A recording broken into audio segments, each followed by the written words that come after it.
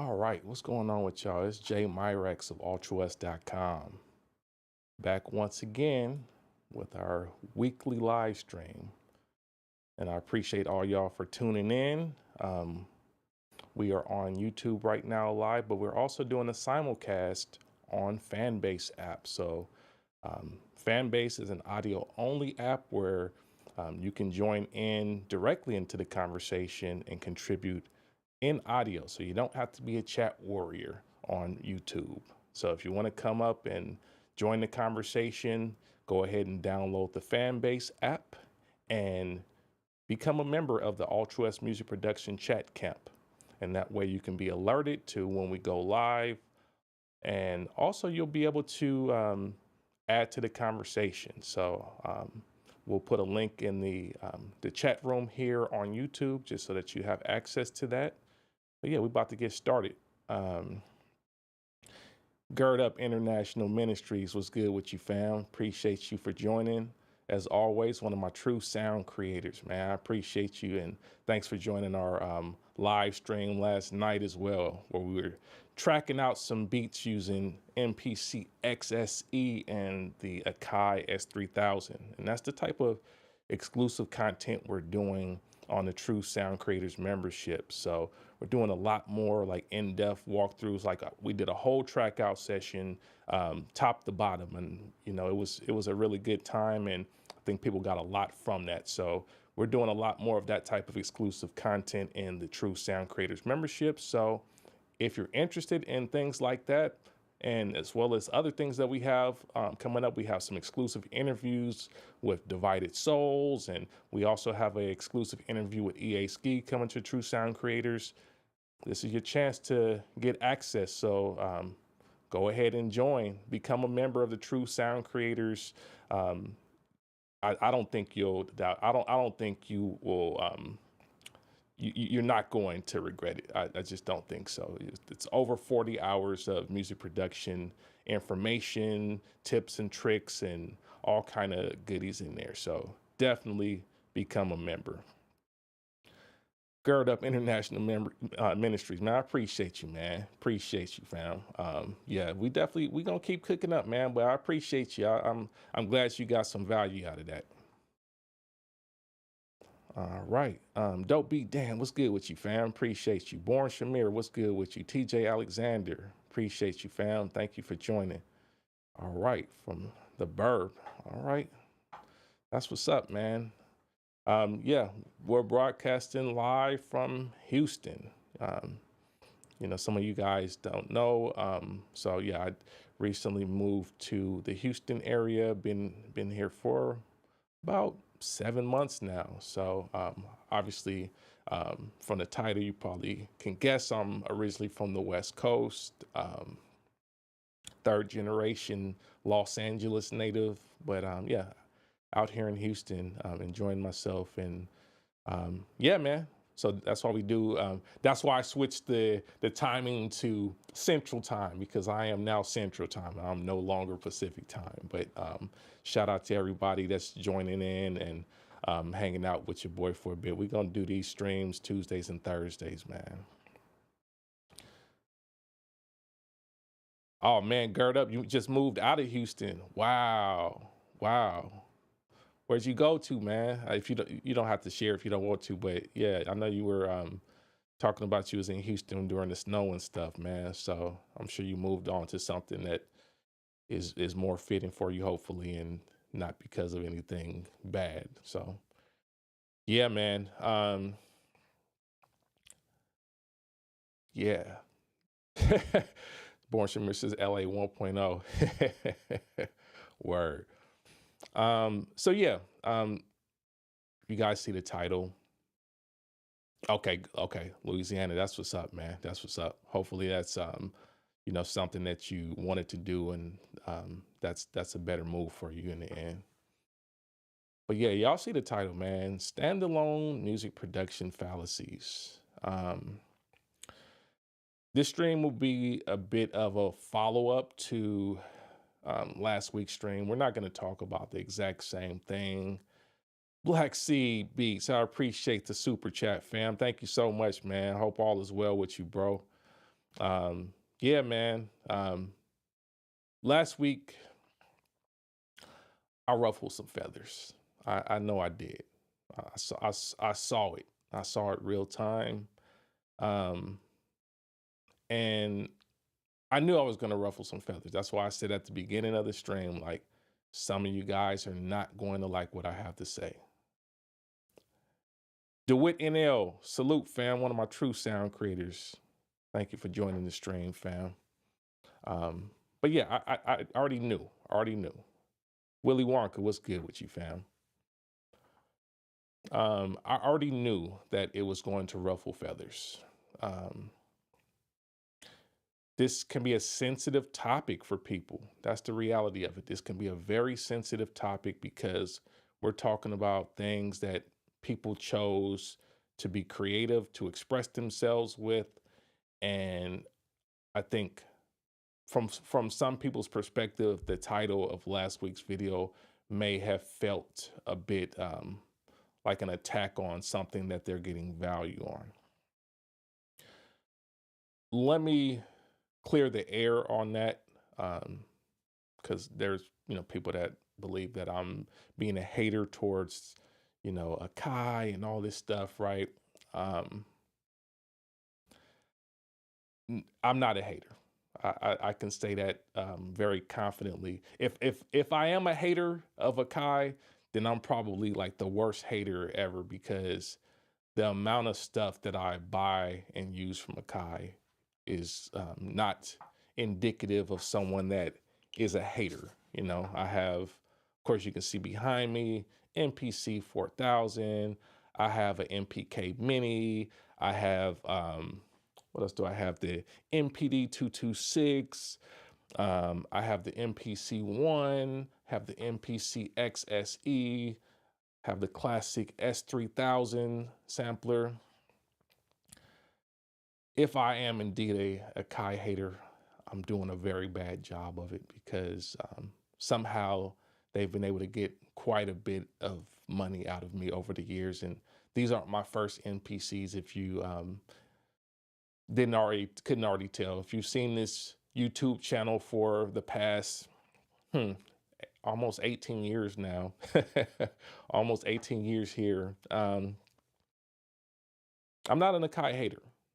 I'm an Akai user, and I've done quite a bit in this community over the past 18 years to enrich the community with information on how to better utilize their tools within the studio environment. So this channel is not about hate. I think we got to get away from immediately calling someone a hater because they have a different opinion or idea.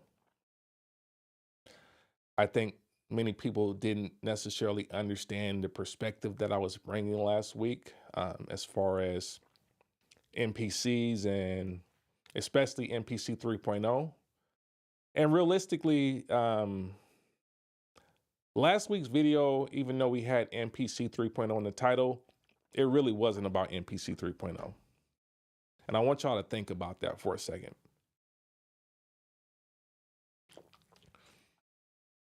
NPC 3.0 was kind of an anchor point for the conversation, because I think NPC 3.0 kind of shows the current state of where we are with this whole standalone music production topic. But when I said MPC 3.0 and the Dawless scam, obviously if I said and, these are two separate thoughts or entities, right? MPC 3.0 and the Dawless scam. So I didn't say MPC 3.0 was a scam, but a lot of you guys took it that way. Not everybody. I saw like hundreds of you guys agreed and appreciated the content and the perspective. So I definitely think that I was heard by many people, but there was people that thought I was saying that MPC 3.0 is a scam. MPC 3.0 is obviously an evolution of the MPC platform. So just because of the evolution doesn't mean that I have to like it. No. So I'm definitely entitled to that opinion, especially being a long time MPC user for the past 23 years now. Been using MPCs. My first MPC I got was 2002, 2000 XL. So I would consider myself a long time MPC user. Some of you guys I know have been using MPCs longer than I have. Some of you guys are much older than I am. But I do have an opinion as someone that has been using MPCs for more than 2 decades now. Yeah, I'm getting old, getting up there. Like I said, I've been on YouTube doing MPC, groovebox, and music production related content for almost 18 years now. So, of course, I'm going to have an opinion, but I try to wait. I try to wait to give my opinion. There's a lot of people that, like, day one, they got to have their opinion, which is fine. People are playing YouTube. I understand what it is. You want to be first, you want to get out there. I actually waited. Some time before I provided my thoughts and insights on it.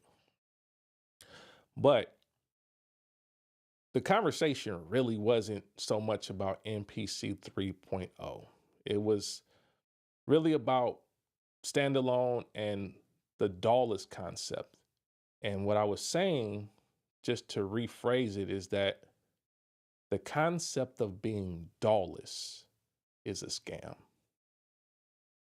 I think that's the point that a lot of people missed.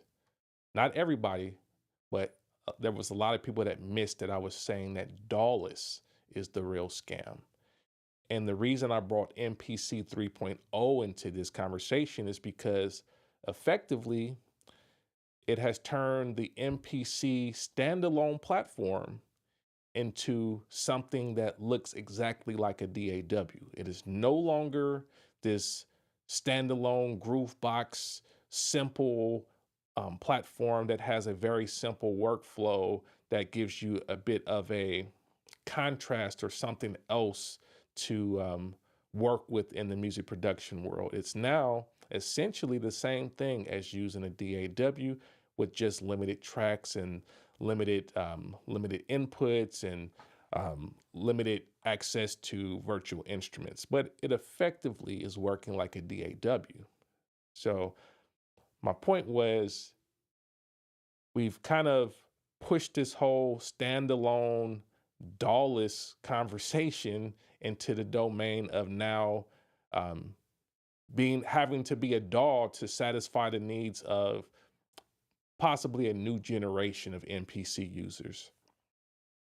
And I would imagine that older MPC users may have the most resistance to this new paradigm shift, because for the longest time, the MPC sequencing and just the main UI of the MPC were very similar across all of the models. You could pretty much get on any of them and work very similarly. Now, there are some exceptions, obviously. I remember when the 4000 came out, people were like, oh, what is all this stuff? And why does it do all this? I just want to chop samples. But realistically, the basic sequencing aspect of the MPC, that basic MIDI routing and, that sort of aspect of it, those pretty much remain the same for years on the MPC. So I would bet that the people that have the most resistance to 3.0 are those that have been longtime MPC users that actually continue to use the MPC because it gives them a different perspective and opportunity to work outside of a DAW. So now we're talking about like something that really emulates a DAW in the end. So I said DAWless was a scam because essentially now we've landed back in a DAW. And some of you guys argued that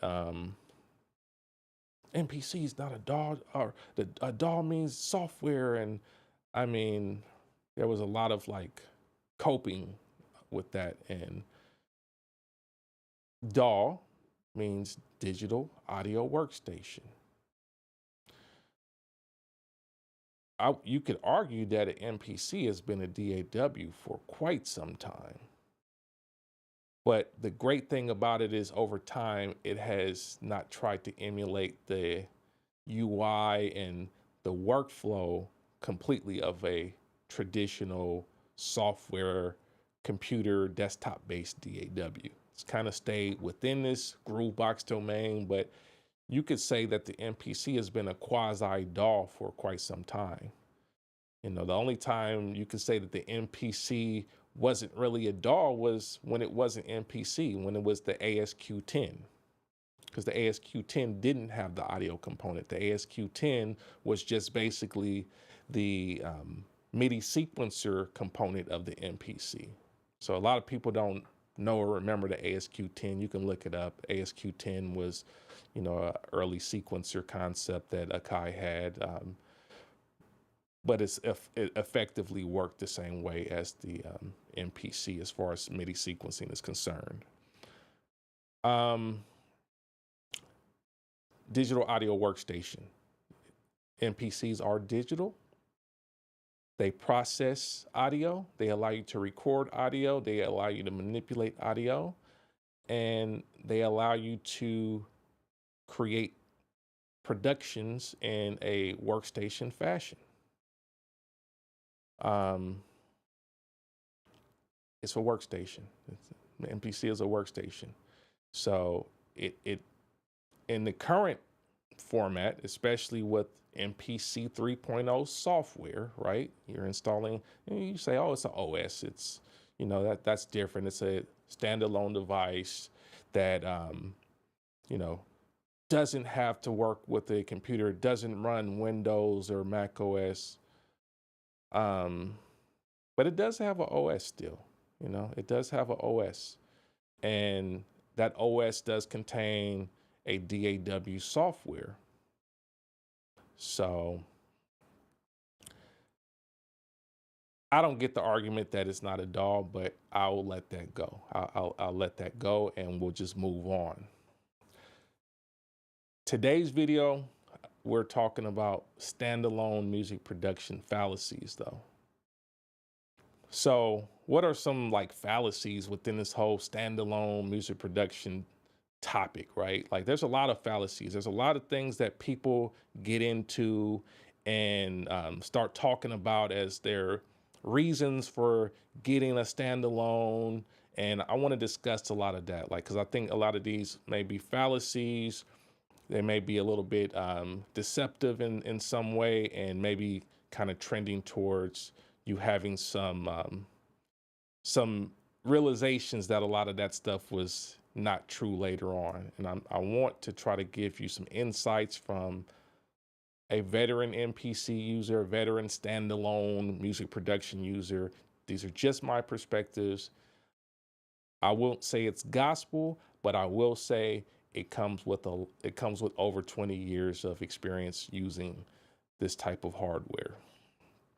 So when people talk about standalone, they usually are talking about these devices that work away from the computer and allow you to produce music. So it can be things like drum machines, and it can be groove boxes and synths and hardware samplers and other devices that are focused on more so music production and not so much just a specific single instrument, because there's a lot of standalone instruments like you can have a piano or a guitar or something, or drums. Those are standalone instruments technically, but usually when the word standalone is used within the context of electronic music production. So we're talking about electronic music production tools in the end. But over time, I started to see like a new generation discover this whole idea of standalone. And one of the things that came up was like people saying that standalone means portable or battery powered. And I'm here to tell you that is not a prerequisite for standalone. Battery powered or portable are their own concepts, and a lot of things can be battery powered and portable. But battery power, especially, is not the prerequisite for something being standalone. There are plenty of hardware devices that are standalone. The SP1200 is standalone. Um, the synths behind me are standalone.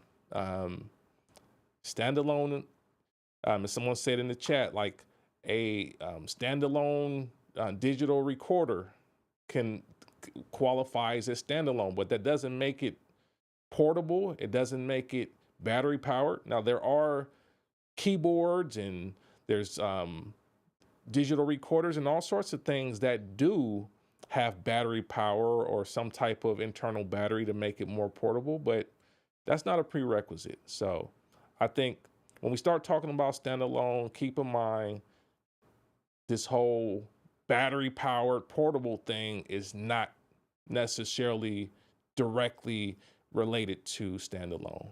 You can have things like, OP1, OPXY, etc. Those things are portable and battery powered.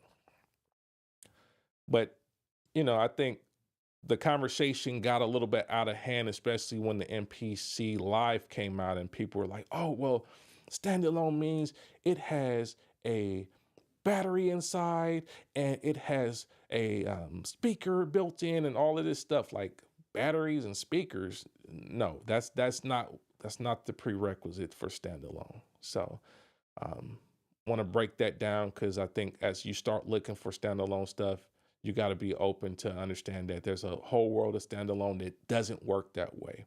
And I remember a lot of people were complaining about even the Machine Plus because, oh, that's not real standalone because you got to plug it up. And it's like, what? What do you mean? Of course you have to plug it up. Like, there's a lot of hardware out here that you have to plug up. So that doesn't mean it's not standalone because I got to plug it up to power. It was so weird of a conversation, but that told me that, no, this is just a different generation of people getting exposed to this stuff and wanting to, share an opinion on it, which is fine. But I think we need to break this down and say, no, that's not what standalone is. The next fallacy that I want to bring up is that standalone equals better groove. This one comes up a lot. A lot of people will say, oh, I got, this drum machine or that because, oh, the groove is better and it sounds better than what I'm getting on the computer and whatnot. This tends to be a fallacy because I think a lot of people don't understand what's happening when they get on these standalone groove boxes and devices.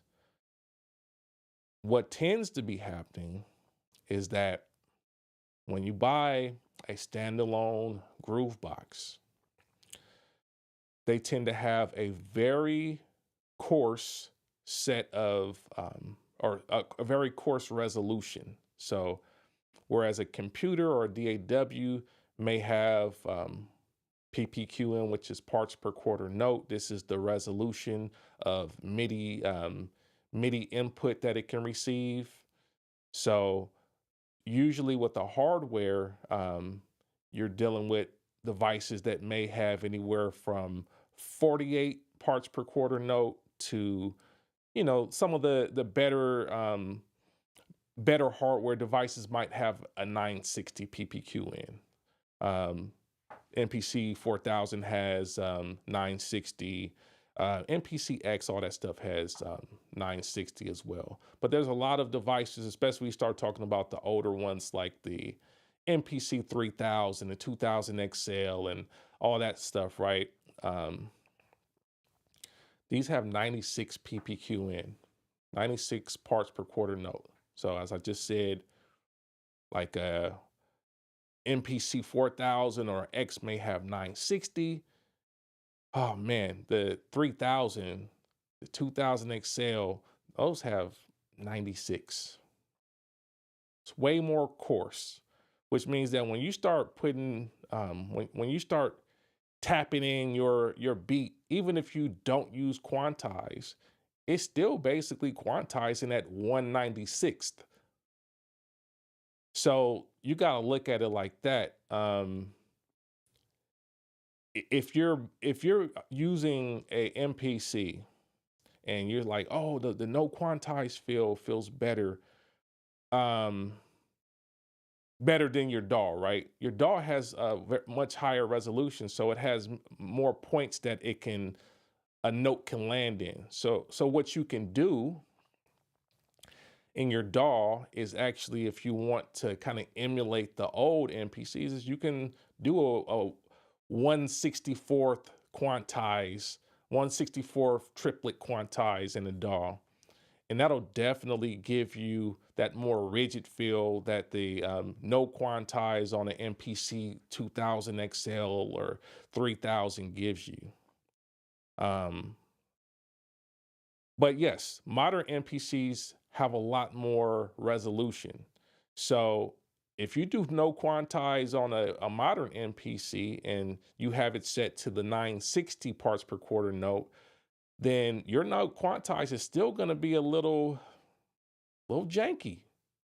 If we're being honest, it's going to be a little janky, because you just have more resolution. So it's more places for you to be slightly off beat. But an old MPC, yes, you buy an old MPC and do no quantize, it's already kind of quantizing. Same thing with an SB1200.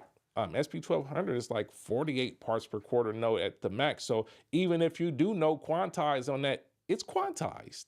It is quantized. It's just, it doesn't have that same space and resolution. But that doesn't mean that just because you got standalone, you have better groove.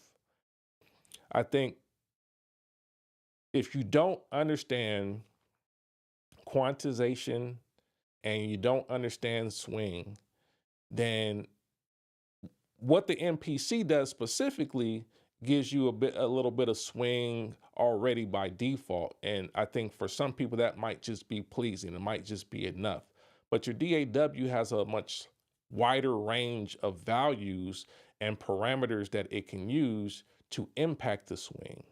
So that gives you a greater chance to sound good, but also gives you a little bit more difficulty to lock it in to where you like it. So I think what people tend to like about the MPC is just essentially the default quantization is probably good enough for just basic hip hop production and R&B production. Yak Diesel, I appreciate the super chat, fam. Thank you so much, man. Appreciate you. Better groove is not directly associated with hardware production, though. So you have to understand, like, you can poorly quantize on an MPC. If you do the wrong quantization for the style that you're working on or the groove that you're working on, it's gonna sound poorly quantized regardless. If you're using eighth note quantize when you need to do 16 triplet, you're gonna hear it and it's not gonna sound good. For certain styles, you need to use a different swing. Like that 50% swing may not be the right thing for some styles of music that you're working on. So it's not automatic here. So don't look at it like, oh, I'm buying this, standalone device because I'm going to get, better swing or better groove. Like, no, you still have to master the device and it's not automatically going to give you what you want. And that's the thing with hardware in general. Like, we still have to learn it. We still have to master the parameters and learn how to finesse the unit so that we're getting what we need to get out of it in the end. So this whole better groove on standalone, no, I think a lot of times people don't realize that what's going on with their DAW and the fact that the DAW has more resolution means that they have to be a little bit more attentive to the parameters such as the swing settings and the quantization settings. And even like I said, if you're not using quantization, you still need to kind of figure out like how much of no quantization do I really want? Do I really like no quantization, or do I like the coarse MPC style of no quantization, which is kind of more on that 1/64th triplet domain? Rawls said, I think we should all turn off quantization in practice. I agree. I think there's a time and place for all of it. I think it's good to practice and lock in and figure out how to really communicate without quantization. But I think for certain styles, quantization makes sense. Um, if you're doing like, trap or drill or something like that, you kind of need the quantization. It's part of the sound. So you can't like get away from that. There are certain styles where it's like quantization is there, and it helps because it's aligned with the genre and the way that the genre is set up in the end. But yeah, I agree. We should still practice not quantizing. Um, Another fallacy in the standalone domain is the idea of using standalone hardware is more efficient than using a DAW. And I've seen some videos and heard different influencers talk about this, and the whole concept of like having one device per function increases the efficiency of this. And I'm here to tell you that is a slippery slope. That's a very slippery slope. Um, I would first of all argue that efficiency is not based upon just, you know, how dedicated the tools are in the end. Because for some people, you may be able to do everything on one device that does kind of like a catch-all or workstation device that does many things. And for you, that might be more efficient in the end. So efficiency is definitely not the right word to use in this. I think that there is value in having dedicated devices in standalone because it helps you to be a little bit more precise on what you're selecting for the task at hand. Great. But at the same time, this is a slippery slope because as you start to try to have one device per function, you'll notice that you got to spend a gang of money to really accomplish what you're looking to accomplish. So you got one groove sampler, and then you got one bass synthesizer, and then you got one lead synthesizer, and then you got your main keyboard or stage piano, and then you got, then you start to add all these things, and you start to have a very complex setup that's not very efficient in the end. So when we talk about efficiency, I would say standalone today, especially like in this DAW-less conversation, tends to not be very efficient. And we have to be careful with that word. I've seen people, like a lot of people, like you get one thing and it's like, okay, I'm getting somewhere with it.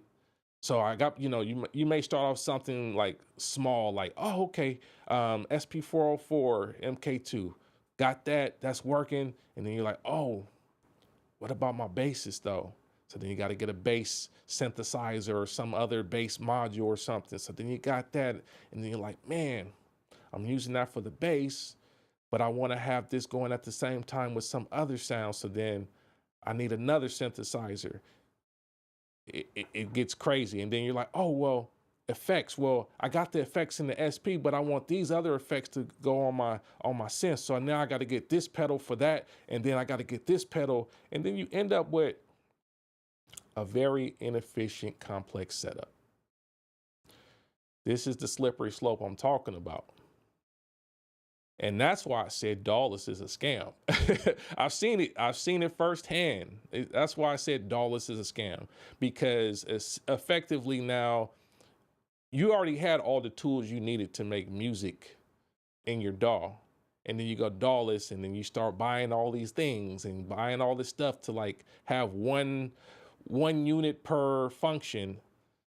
And then all of a sudden it's more complex, it's more difficult for you to record, it's more difficult for you to manage.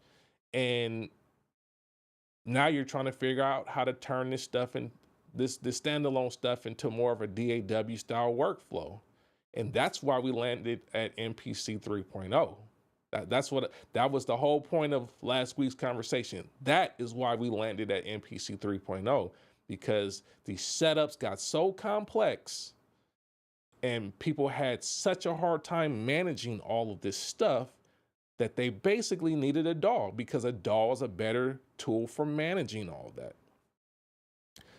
So yeah, I don't believe that this whole like one device per function is the best strategy for everybody. I think it's good to know like different tools for different occasions and whatnot. And um, if your space, your studio, and your your finances or your wallet will allow you to do so, I mean, it's good to have different options and different tools. Like, beats and guitars. I know you can relate. Sure, you got a whole bunch of guitars and stuff and pedals and whatnot, and I'm sure you'll pick one guitar for one occasion and another guitar for another occasion. This is common. This is normal. There's nothing wrong with that. But to say that it's more efficient, I think this is misleading. I've seen some influencers say this, so I want to address that. I don't believe it's more efficient. I believe it is more complex and requires you to be a bit more intentional in the end on what you're using. And that leads me to my next point. Using standalone production tools will make you more creative, and the more limitations will increase your productivity.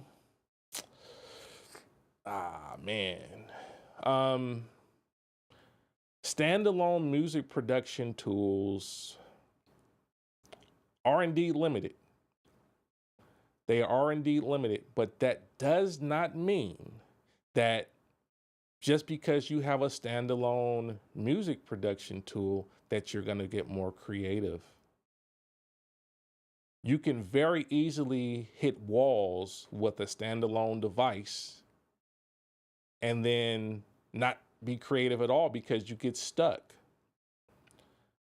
The reality is a creative person is going to get creative regardless of what they're using. That's the reality of it. Don't matter what tool they use, whether it's a standalone, whether it's a DAW, whatever. A creative person is going to be creative with whatever they use. So buying a standalone does not automatically mean you're going to get more creative just because there's limitations, because I see people stop all the time once they hit a wall with some hardware. Again, this is why we ended up with MPC 3.0. And I keep bringing it to that because I want you guys to understand what I'm actually talking about when I mention MPC 3.0 in the last video. That's why we got MPC 3.0, because people hit walls and it didn't have enough features and it didn't have enough functionality and it can't do this and it can't do that and it's all these things that it couldn't do. So it's like, okay, well, let's make it like that. Let's make it do all that stuff. Jay Troy, I appreciate you. Appreciate the super chat, man. He said, much love. I kind of agree with you on the idea of the dollar scam, but are you against the idea of dollar standalone and sketch pads? Listen, I'm not against dollars at all. I think that you should have some very clear reasons why you are using a dollar setup, and they should be grounded in reality. I think what I'm trying to address is the fallacies and the delusion that is entrenched in this whole dollars conversation. I'm not against dollars. I think you don't even need to call it dollars, really. I think when we call it dollars, we're trying to like fit into a specific club or like a, exclusive society of people that only make beats with the hardware. Like, I think use whatever tools that you want to use to be creative. This is not about attacking dollars or anything like that. But I think once we start saying dollars, I think this has become a bit of a marketing term, and it's a way to get people to think a certain thing about like their creativity that often is not true.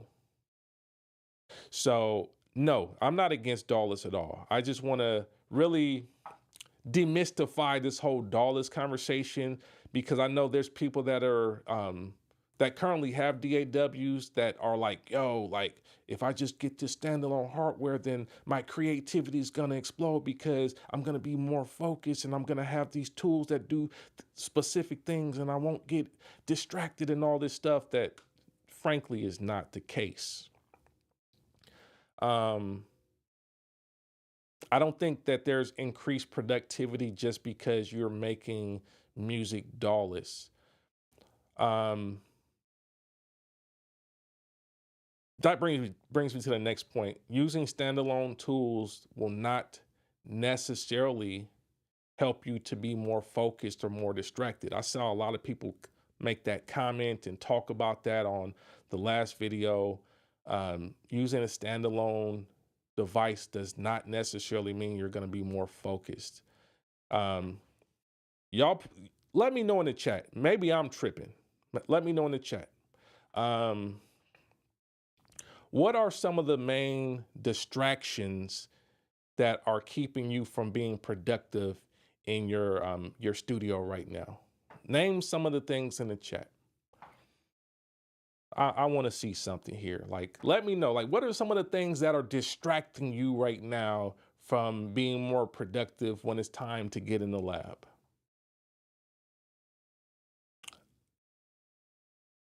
I would bet that for a lot of us that are of a certain age, I'm a I'm an older millennial. I see it. I see it. Um, I'm an older millennial. Um, so I was old enough to be outside in my youth, and I'm young enough to have been a preteen by the time the internet was something to enjoy. I would bet that for a lot of people that are saying, oh, the computer is the problem because there's too many distractions on the computer. Like there's the internet and there's the YouTube and there's all this stuff that I can get distracted with, and then I end up not making music. It's like, well, oh boy, the internet is not the problem. The internet inherently is not the problem, because if that was just a problem on your laptop, I mean, go on airplane mode, go on do not disturb, right? You don't have to have the internet connected. You can literally turn that off. You can turn that off. So to make that as an excuse is crazy. But I'm seeing what y'all saying in the chat. Beats and Guitar said YouTube. Canary said my lady. Ali Star said too much equipment gives paralysis. Let's see. Drumaloke says it's actually more work when you're learning more equipment. Absolutely. DeWitt NL says fresh air. Jay Troy says too many sounds. Gird Up International Ministry says 9 to 5. JT says family obligations. Josso says more often than not, most people are talking about not being distracted by browsing. Fame 804 says internet in the studio. Ali Star says yes, social media is the biggest factor or biggest distraction. Peep gang. Let me wake this up real quick. Let me wake this up real quick. Buying standalone does not remove the distraction of browsing or the internet or anything like that. Why? Why doesn't it? Well, one of the biggest and most impactful technological advances that we've had over the past 20 years is probably a bigger distraction. Can you guess which one that is? It is your smartphone, guys. It's your smartphone. So tell me how getting a standalone hardware device is removing the distraction, the biggest distraction that we have in the modern era. Tell me, because I look at the data. I look at the data on this channel, and what I can see is that the majority of people that watch this channel are watching from a mobile device. You watch it from a mobile device, but The standalone was the key to getting the distractions out the way, right? But most of you guys are watching YouTube and everything else, TikTok and Facebook and Twitter or X and Instagram. All of that stuff is on the phone. It's not on, you're not using that on the computer. Some of y'all still watch YouTube on the computer. I see the data. Some of y'all still watch on the computer, but the majority, Ali Star said he a boomer. Yeah, some of you watch it on the desktop. And I would say, for those of you that watch it on the desktop, there might be a good reason to watch it on the desktop. You know, like, especially if you're talking audio, like you can actually hear the sound if it's being played in the studio. Somebody's playing a new synthesizer or giving you a demonstration on a certain music production tool. You can definitely hear that better if you're on your desktop that's in your studio, and it allows you to actually listen to it objectively.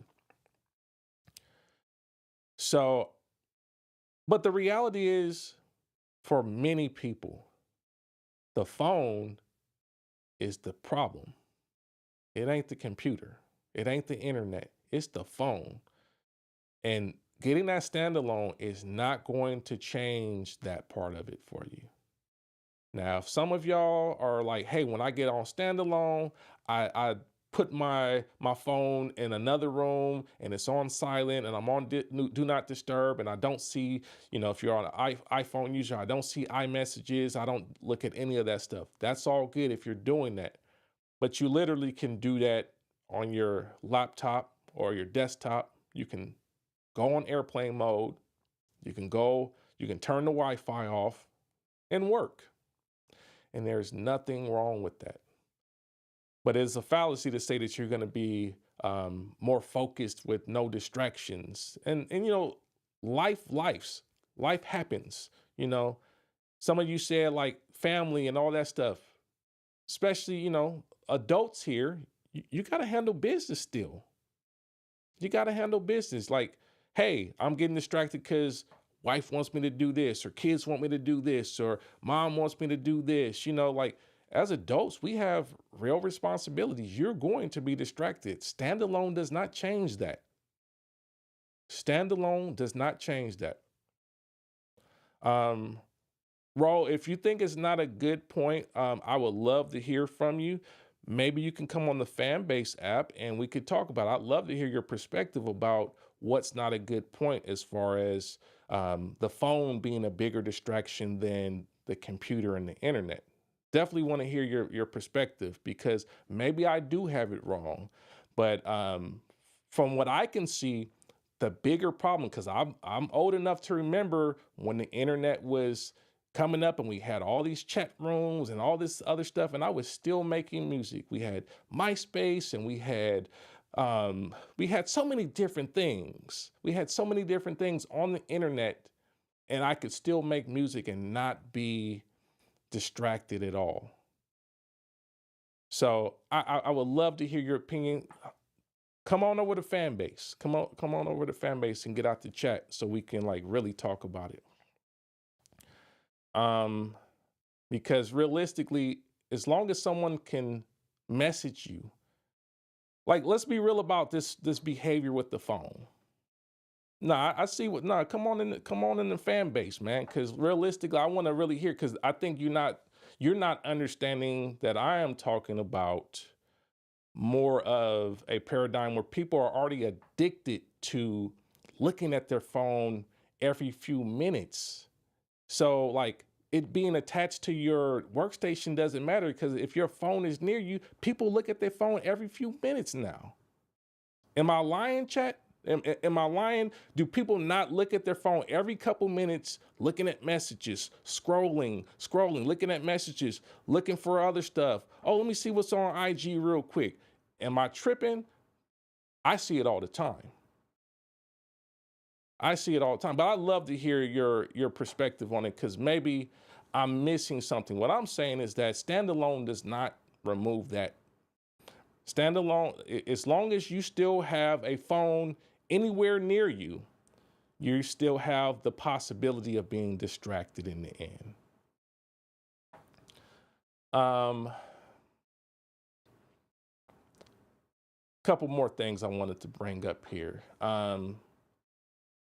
Using standalone tools will not necessarily improve your sound. There's a lot of people in this standalone discussion that say, oh, if I get standalone, my music's gonna sound better because standalone hardware sounds better. Like hardware sounds better than software. That's a very typical thing. Hardware sounds better than software. I'm here to tell you that all hardware is not created equal, first of all. Just because you get a standalone device doesn't mean that your sound is going to improve. There's a lot of weak, inferior, standalone hardware that exists. So don't get fooled into believing that just because now you have some type of standalone device that all of a sudden your stuff sounds better.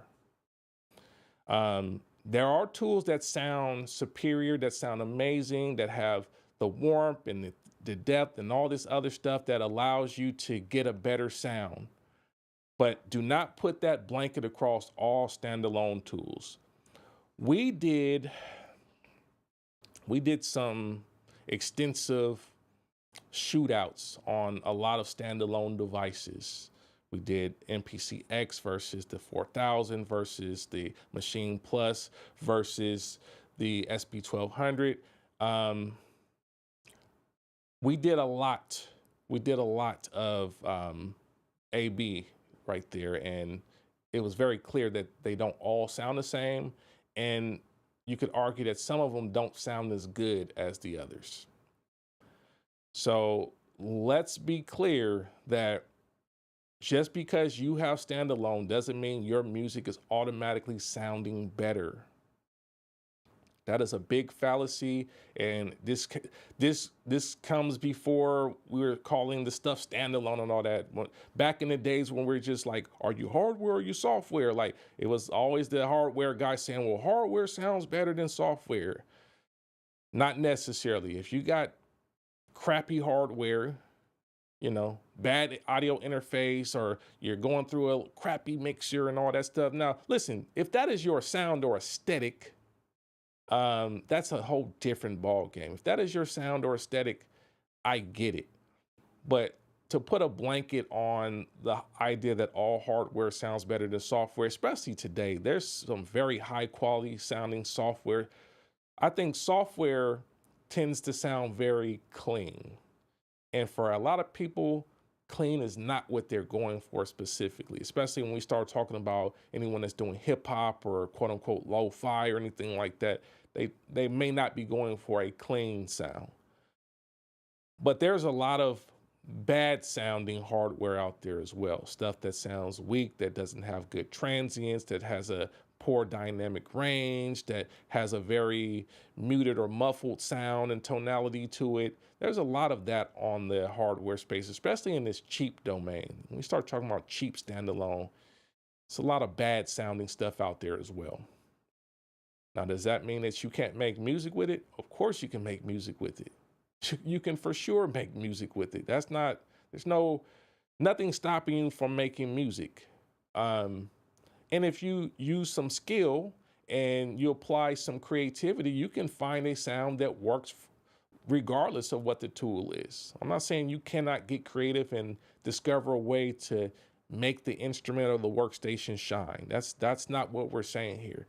What I just want to dispel this myth that there is some inherent overall improvement of sound just because you're using a standalone device. That is not the case at all. Finally, the last thing I want to say on this, as far as like standalone fallacies are concerned,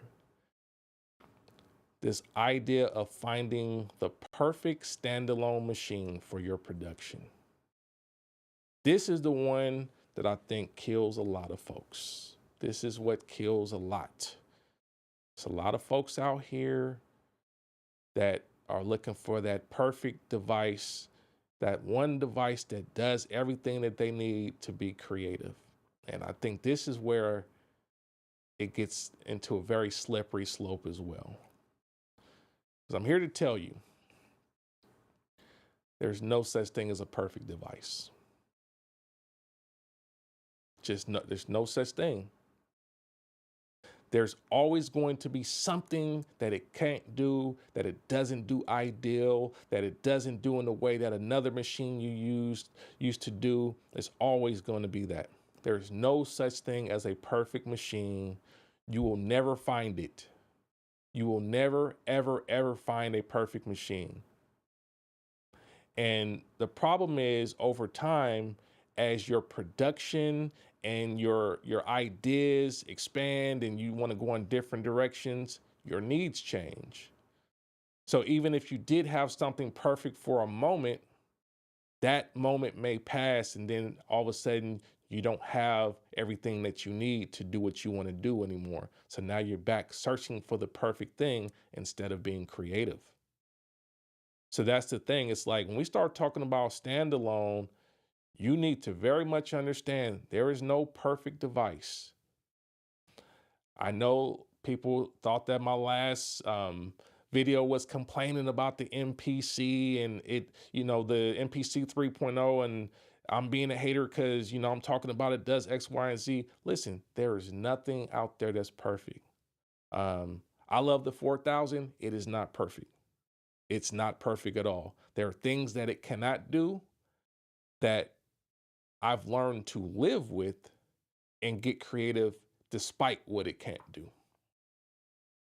And I think that's the true thing that I want to leave y'all with as far as this like fallacy conversation is concerned, is like, regardless of what a machine cannot do, you have to find ways to persevere.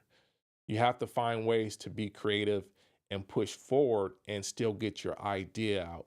And it may be unconventional, it may be a little bit more effort, but this is what defines you as a music producer and your sound in the end, is some of the unconventional ways that we arrive at a sound, or the unconventional ways that we arrive at doing things that we want to communicate in our music.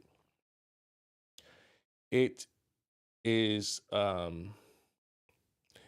it is not profitable for you to chase a perfect or a ideal standalone machine. It's not going to help. You're going to waste a lot of money and time as opposed to digging in with what you have.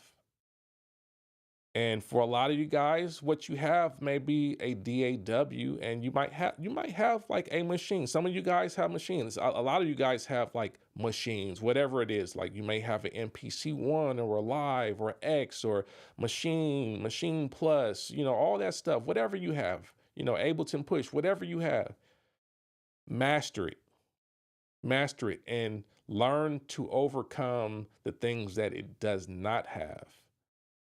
So this whole idea that like you're gonna find, like, one day the manufacturer is gonna fix all the stuff that's been broken on your favorite DAW or whatever, and then now you're gonna be able to come and do all the stuff that you want to do musically.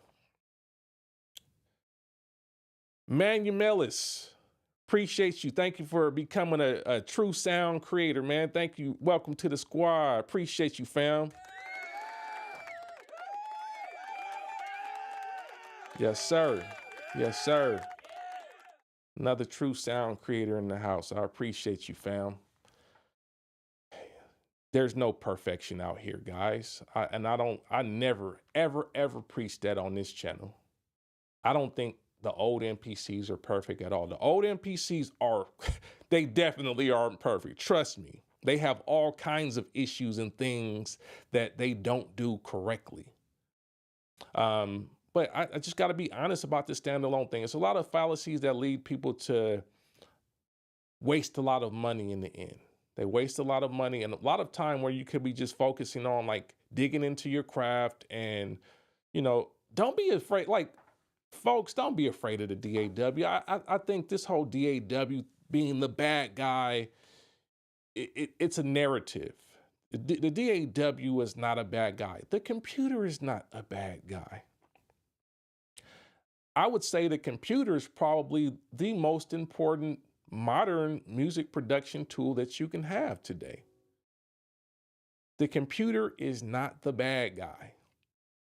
Now, I will say that an underpowered computer will absolutely irritate you. So, but think about what I just said. If the computer is the most important music production device that you can have in the modern era, then you need to invest in that and you need to spend good money to get something that's powered for the task at hand.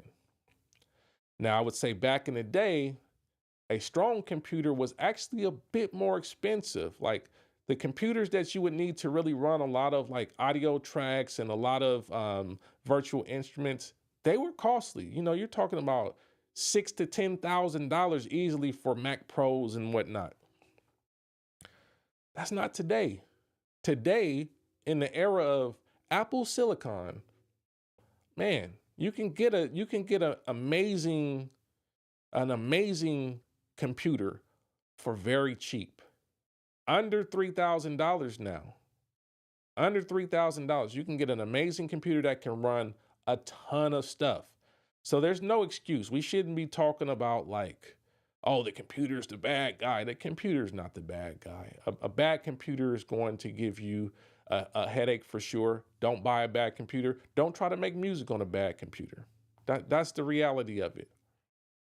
But we got to stop this whole narrative like, oh, the DAW is bad and you can't get good sound and you can't get a good hip hop beat or whatever you make, whatever music you're making. People make all excuses for why the DAW is not a good thing. A DAW is a tool. I would say learn your DAW. And yes, if you want to explore a standalone device, do it. But today it's about being hybrid. It's about using multiple tools in different paradigms. Use a standalone with the DAW. Use a hybrid setup. Software and hardware work together well today. All right. So use both. Don't just use one and say, oh, I'm team dollars, or I'm team standalone, or I'm team, software. Like these things coexist today, and they've coexisted for a long time. And on this channel, again, if you go back and look at the history of this channel, I've always promoted how to connect these worlds together. Like one of my first bigger videos on this channel was how to connect the MPC to the computer. I've always promoted these things work together. So I'm telling you, work together. Stop trying to make it like I'm on this side or that side. This whole because what's happening is we're turning this into like music production gangs in the end. Like we're factions. Like, oh, I'm MPC Gangsta Crip, or it's all that kind of stuff. Y'all, I see y'all gang banging in there. It'd be, FL gang, like, come on. These things work together. Like all this whole, like, I'm like, y'all, it's too much gang banging in this domain. And it's really, these are tools in the end. They work together. I'm not advocating for, you to use one or the other. Use them both. What's wrong with that? Nah, for real, people be like, NPC Gangsta Crip. Like, oh, like, okay, you got the NPC on your chest now, huh? Because music production Crips. That's what I'm going to call y'all. All y'all that bang that way. Oh, NPC, music production Crips, huh? Okay. Like, come on, y'all. This is crazy. Come on. It's music production tools in the end. I'm gonna go back into this chat and see what y'all talking about. If anybody want to come up on stage and talk and chop it up, come on, fan base. We're gonna drop a link in the chat room so you can come on fan base and you can talk. I'm done with my rant. My rant went longer than normal. I'm done with the rant. If y'all want to chop it up directly with me, Come on, fan base. Join me in the chat, and I'll definitely let you up on stage. And would love to hear back from you guys, man. That's what it's about. It's about community, man. But yeah, we're not doing the gangbang stuff in here, fam. This is not gang banging. I'm not anti NPC. I'm not anti software. None of that stuff. That's use the tools and like master your tools, man. Let's see here. It said, room at the top says, "Yeah, I'm a music production crew." Golly, not the not the NPCs, the NPCs. Um, Beats and Tapes says a whole lot of gangs. Oh man. Um, let's see here. Josh Sosa's Emulator X3 is still the best software sampler that I've used, so I'm not letting it go. Man, that's a throwback. That's dope, man. That's dope. Let's see here. Touchtone DSG says I'm a hybrid studio setup, period. Take advantage of the tools that are provided to us as creators. Absolutely, fam. Absolutely. Let's see here. Ali Star says he used that guy to promote himself and turn into a content creator with the crew. Who we talking about here? Oh, okay, that's what we talking about. Okay, that's what he said. I heard. Okay, I know what we talking about now. I get you. Yeah, I mean, listen, I understand there's some crews on the internet and whatnot. There's some groups and whatnot. You know, this ain't a gang, y'all. These are just tools. This ain't no gang. It's crazy. This ain't a gang. But I understand that's why some people buy these tools is because they want to be included in like a exclusive club that only people that can afford to buy this have, and like that's not or that's crazy. Don't turn this music production thing into a gang, y'all. Let's see here. Ali Star says NPC has never sounded better since 3.0. It's a new sound output. Word. Okay, that's good to hear. Canary says 800 piece can actually run a decent. Oh, $800 PC can actually run a decent amount of tracks. Not that I recommend that, but just a comparison to yesteryear. No, that's absolutely true. I'm not saying that you got to spend $2,000 on a computer actually, because you can build some very strong. Today, people are building like super powerful gaming desktops for under $700. So the amount of resources that a gaming desktop require tend to be a bit more than your average music producer needs today. If we're being honest, like these games are a bit more resource intensive. So yeah, you can build yourself a PC. You don't have to be Apple. I'm not an Apple shield. I'm just an Apple user. I started off on PC, but once I moved over to Apple and all that stuff, I kind of haven't looked back on PC. But I started off on PC, so I agree. You can buy yourself or put together, like really you can source parts and put together a good PC that runs Ableton, FL, and whatever else you need to run for pretty cheap. So no excuse. Just don't. What I don't recommend is that you go buy like a cheap laptop from Best Buy, like a $200, $300 laptop from Best Buy, and expect that to run. That's not going to do it. So don't go there. That's where you're going to frustrate yourself. You see the little $300 special at Best Buy, like, oh, I'm gonna get this and I'm gonna use that for music production. I think not. Don't do it. Let's see here. Um, let's see. JT says, I know what Altruist next live stream gonna be about. What you think my next live stream gonna be about? Let me know what you think the next live stream is gonna be about. Let's see. Blasian says, I use standalone NPC on live, but I transfer to Logic because of plugin I use for mixdown. Word, that's good. That's good.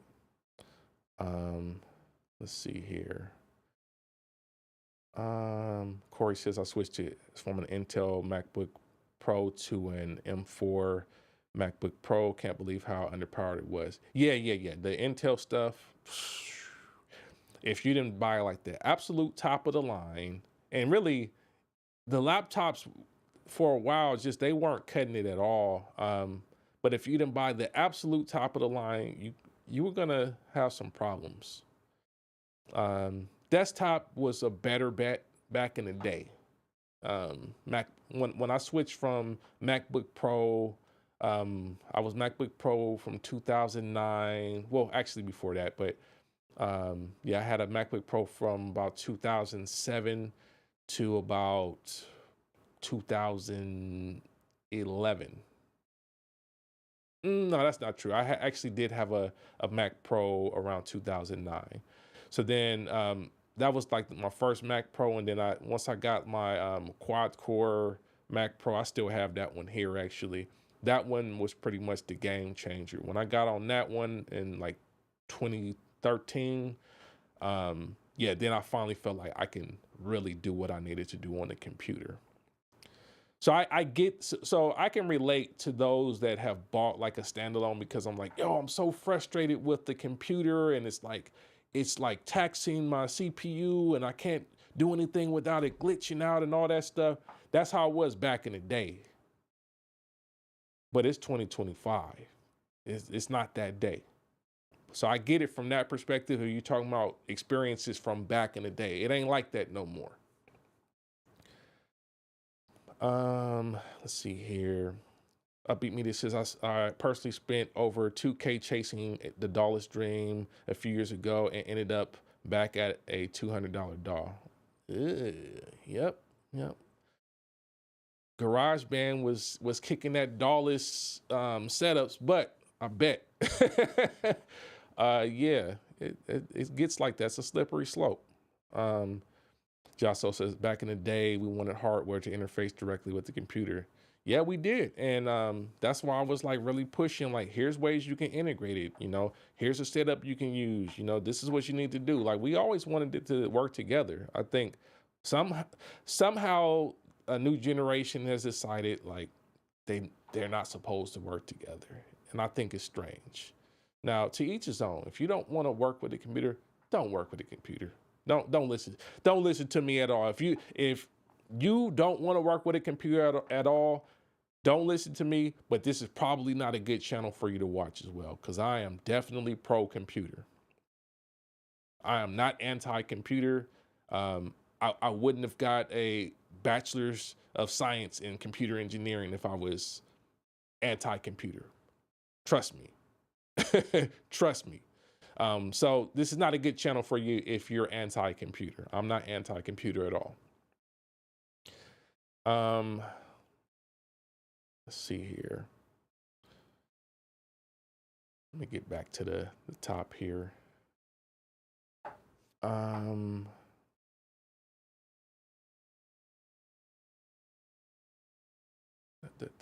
Okay, so let's see. Touchtone DSG says, you really want to take your sound to a new level, get some hardware pieces and learn to use them. They have dimension that software doesn't, just my opinion.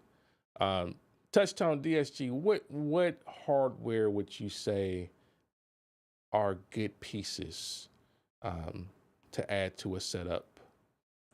What are some things you would add to the setup to give your production more dimension? Let's see here. Corey says the new Mac Minis are a great price, and now there are third-party storage upgrade options. Absolutely, absolutely. Josso says, for me, I'm all about the AMD X3D CPUs. That 3D cache helps with lower buffers. Word. JT says, Macs versus PCs for music production. Listen, I've been on the internet for quite some time. I've seen every single debate. And that Mac versus PC is a very old debate. I'm not going to start that one. I'm not pro or against any of those. You use whatever platform, whatever OS you like, and keep it pushing. Let's see here. Ali Star says, I'm 90% positive next new MPC flagship has some special output analog converters. Let's hope so. Let's hope so.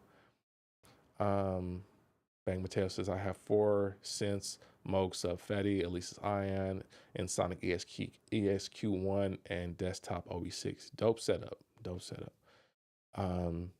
Blasian1 says NPC Live 2, all you need to be honest. Word, if that works for you, man, more power to you. DJ Rush says hybrid setups are the way to go, period. Absolutely, fam. Blasian1, the speakers on it are actually studio. Okay, I think you're kind of trolling.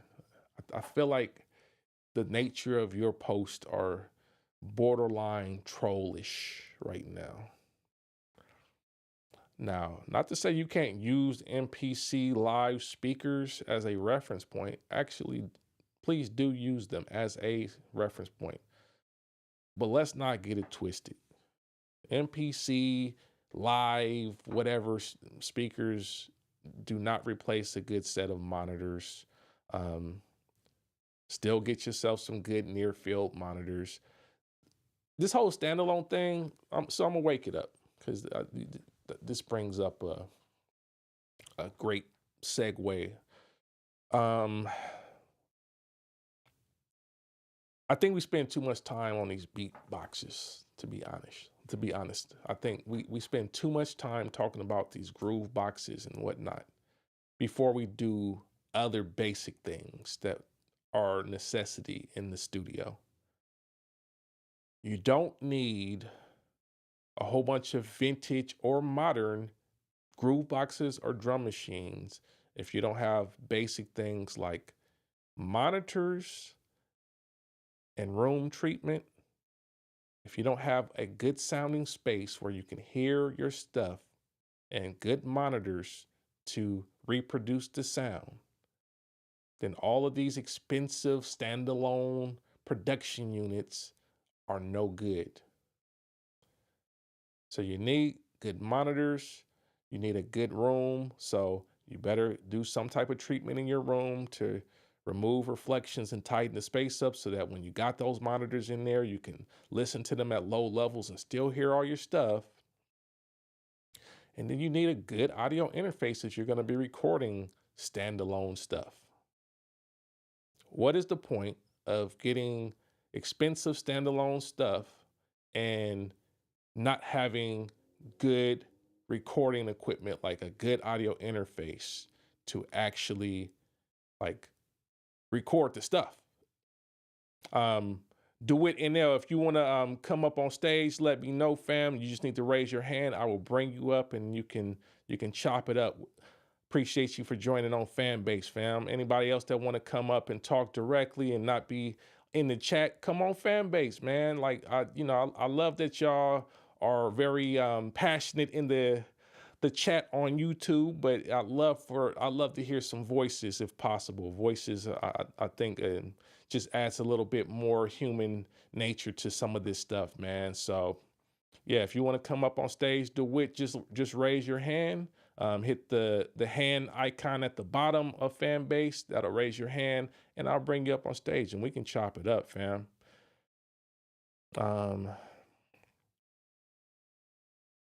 Yeah, I see you. I see you. Now the thing is, if you come up on stage, you got to exit out of YouTube because you can't have both of them going at the same time. It'll create feedback. So, but if you want to come up on stage, man, come up on stage. Now you can come up too, Yak. It's up to you, man. Like if you want to come on Fanbase and chat, I'm happy to hear it from y'all, man. If you want to come up on stage, come to Fanbase. But no, this whole like, hey,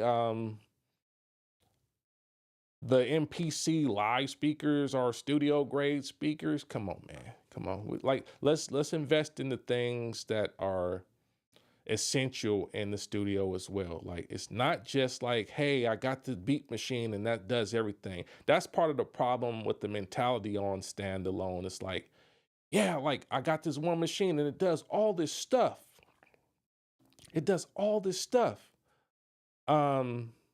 Yeah, it does all this. It does a lot of stuff, but it doesn't replace your room. It doesn't replace your speakers. Um,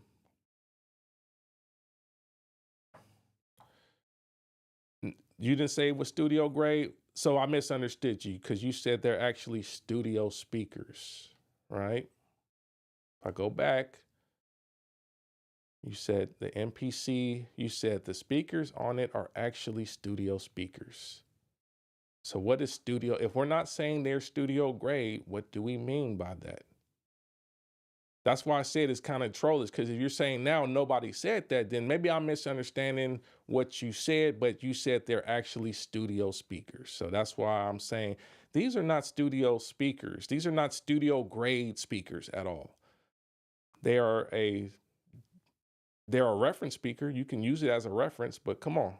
Like the basics still apply. Like get your room together, get your speakers together, get a good audio interface so you can record your stuff. That's the bottom line. Nobody's hating. Nobody's hating at all. We just talking real talk, man. I think, sometimes you could be a little bit too much of a fanboy of the device that you own, because it's a tool. You might love the tool. It might be something that you're getting a lot of results with, that you enjoy. You're having a good time with it. It's fun. There's nothing wrong with liking a device that you use. I love my MPC 4000. But I'm not gonna act like, oh, the MPC 4000 is a studio grade audio interface. It's not. It's not. It's not by modern definitions. Now it's a hardware sampler that has a very specific sound that I like. But let's not get it twisted. I'm not gonna use an MPC 4000 as my main audio interface over a high-end audio interface. And in the same regard, I'm not going to use MPC live speakers as a replacement for my Genelex. It's just not happening. Bang Mateo says I mix on headphones and monitors. That's dope. I mean, I use both as well. I'm gonna use the DT770s, and then I got some Audio Technicas, and then I use my Genelex, and I also use I have a mix cube, an Aventone mix cube. So I have a few different reference points that I use. I don't just use one reference point, especially for monitoring. Like, come on, like you gotta have multiple. You gotta have multiple. Okay. DJ Rush says reading text in the chat can easily be taken out of context. Absolutely. That's why I'm telling y'all, come on, fan base. Let's like I would love to hear you talk about it, as opposed to trying to read and understand what you were saying in the chat with a, quick one-liner. Let's see. Mixed by V says if you don't have built-in expansions in the MPC or analog keyboards, personally, controller mode is the best because all the third-party VST plugins. Yeah, that was the whole reason why I love Machine. Was because it can communicate with the computer, and I can use all my VSTs and whatnot. Now, did it have its faults and issues? Absolutely. But I definitely enjoyed being able to just use the MPC or the Machine and my VSTs. Dre Harden, appreciate the super chat, fam. He says people will fight to death to defend having a bad room. Yes, big albums have dropped from trash gear and trash rooms, but you can usually tell. Absolutely, man. That is crazy to see people try to fight, because it's, what it is not the most sexy thing to spend money on. MPCs and keyboards are sexy and super inspiring when you see them. You see the Hydrosynth back there and the lights are shining and it's doing its thing, and you look over there and say, oh man, I'm ready to work. But trust me, spend some money on your room. Spend some money on your room so that you get a good sound. Spend some money on your room, and then spend some money on your speakers, on your monitors. Tadrick, if you want to come up, man, just raise your hand. I'll bring you up on stage. If you want to chat for a little bit, I appreciate you for joining on Fanbase. Let's see here. Let's see. Jesse Jeremiah says the speakers are dope sound, but mixing a little, the best mixing a little, the best it's going to get. I think it's referring to how good they sound and can be used in a studio environment. Word. I mean, thank you for trying to clarify what he meant. I don't. I'm still not convinced that that's what I would want to listen to in the studio. In the end, I'm sure it's a reference point. Like I don't want to listen only to my Aventone mix cube. I use it as a reference, but it's not the only thing I want to listen on. So I'm just saying it is not a replacement for any of that, or it's not a replacement for dedicated monitors in the end. Um, yeah, Patrick, if you want to come up, just hit the hand raise button at the bottom on Fanbase. It's right next to the microphone. Or it's at the bottom right hand side. There's a hand button. You can raise your hand and you can come up, and I will gladly have you as a guest on here. DeWitt NL, appreciate you, man. Appreciate you for joining. Yeah, post some stuff on Fanbase.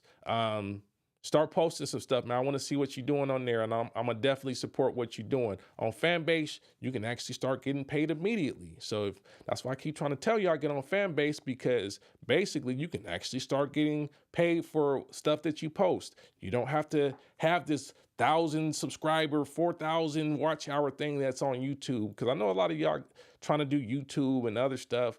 Come on, Fanbase. You can actually start getting paid immediately. Start posting your stuff. Start building your audience, and it's a good platform. And we're also going to be doing these audio chats and things of this nature. So that's why I keep trying to tell y'all to come on board, because it's a lot of stuff out there where I know a lot of y'all are trying to monetize and do all these other things with music production, and this is just another tool. I'm not saying it's the only social media that you should have. Like, you should have multiple social media at this point if you're trying to really be seen as a music producer. But Fanbase is another option, just because it's a newer platform.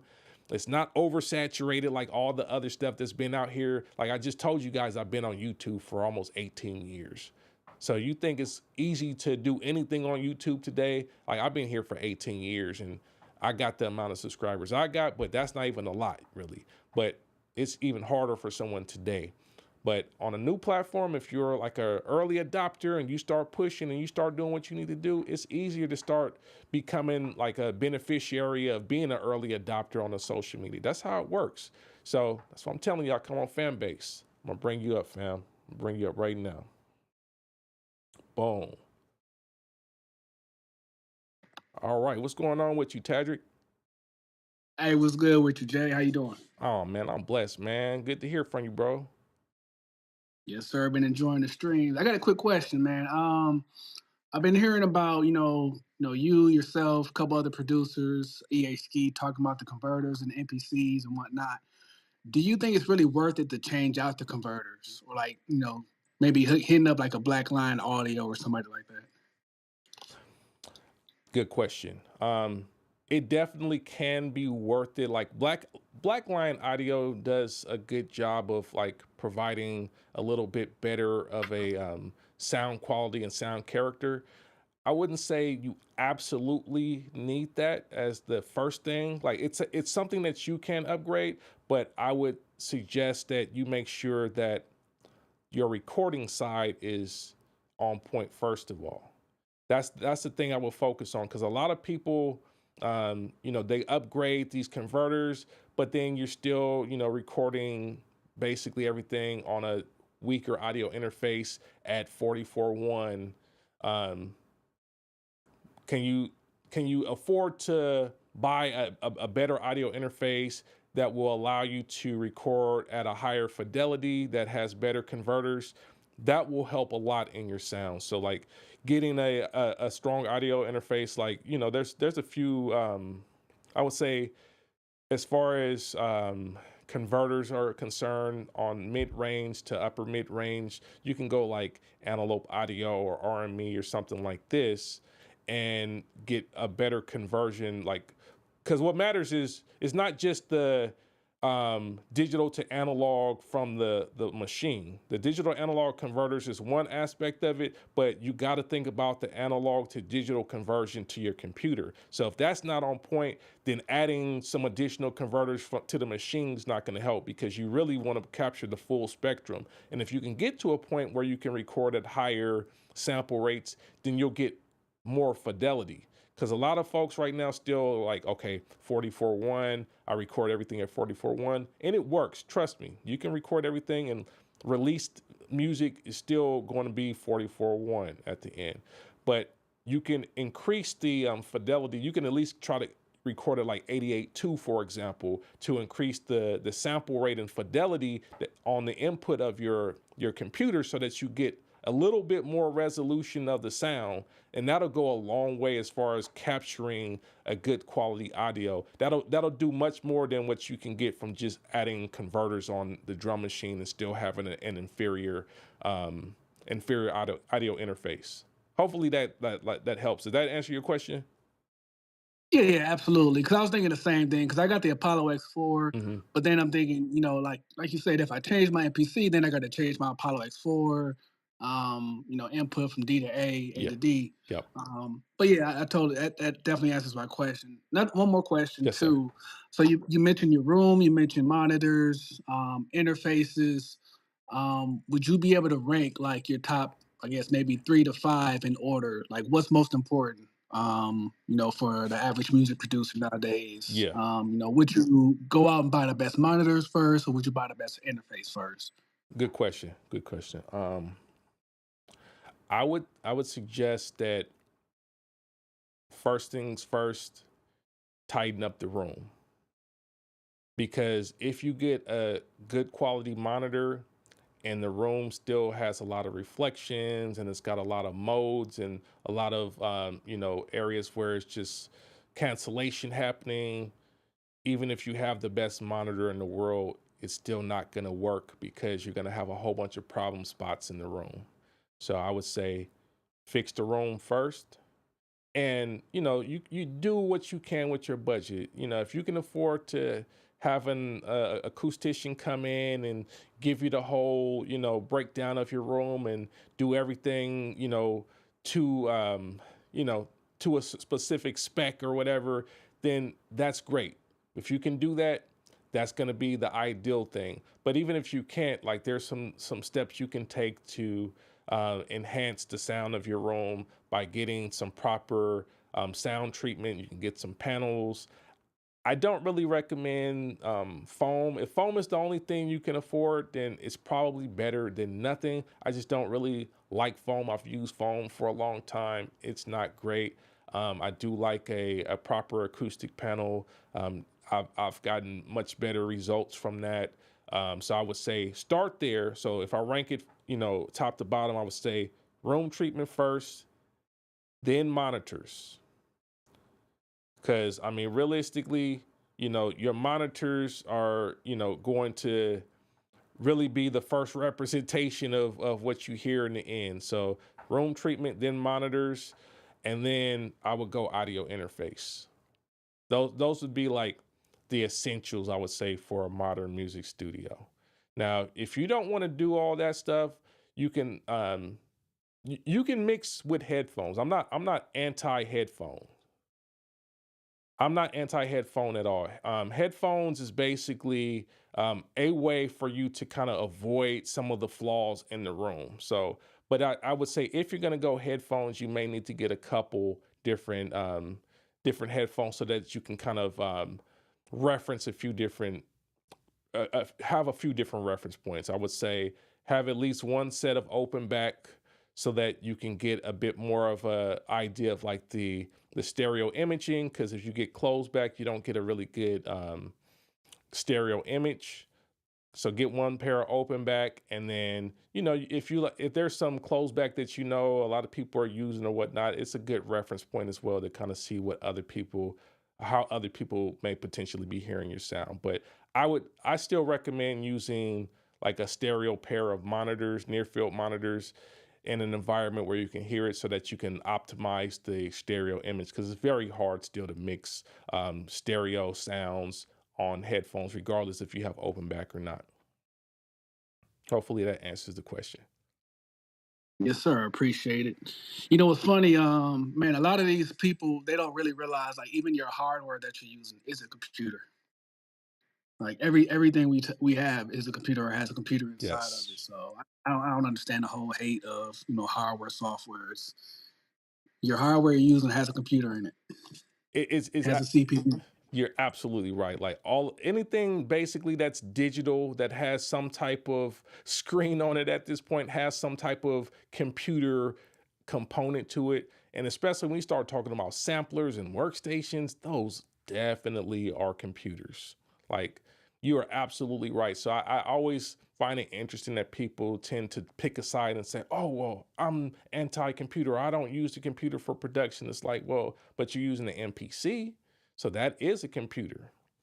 But, I think it kind of goes back to people also want to, they want to represent a gang more so. So I think, the NPC and all this stuff turns into more of a way for them to validate their inclusion in the gang and not so much they're not being objective about what they have in the end. So good stuff, man. I'm gonna bring Touch Tone on stage, man. Appreciate you for joining.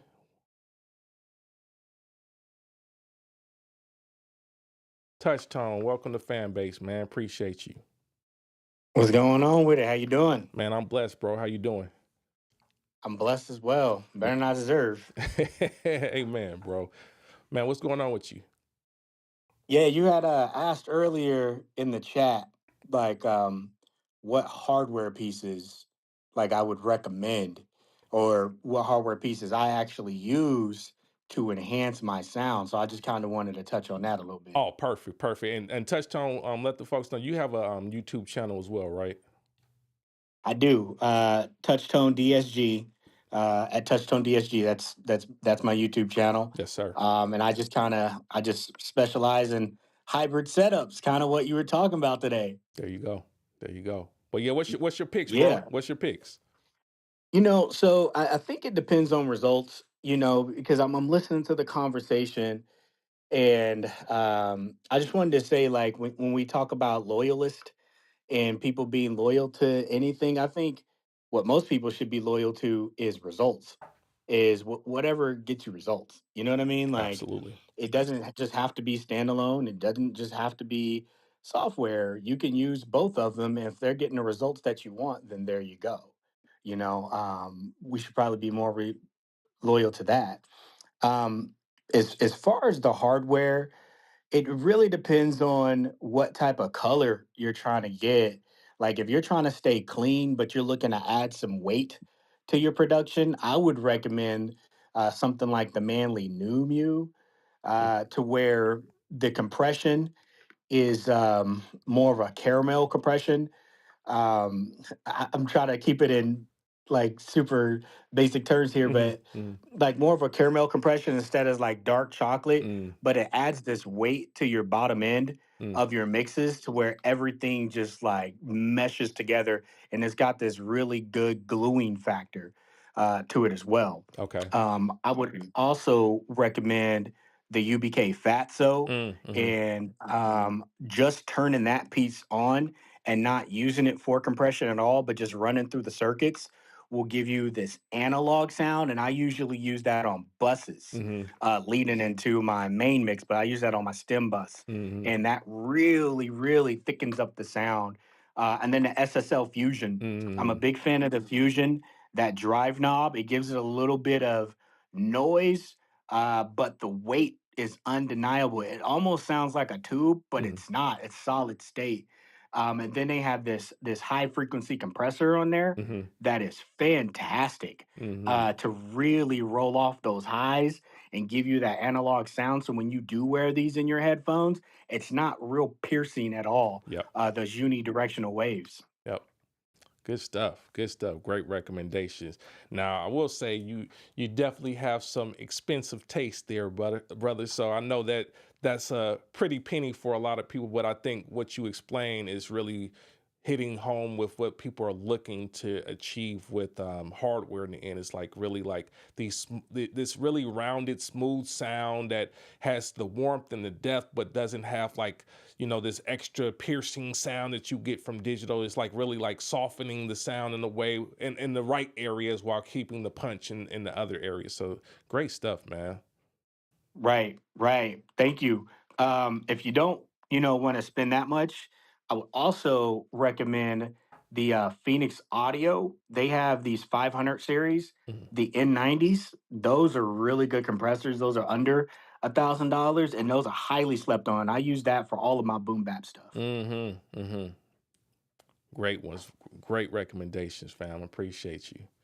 No doubt, man. No Yes, doubt. sir. Thanks for having me on. Yeah, man. And please make sure you join the Camp Hero fan base. We're gonna be doing more audio chats as well, man. We probably gonna do some where it's just audio only. But man, I appreciate you for joining fan base, fam.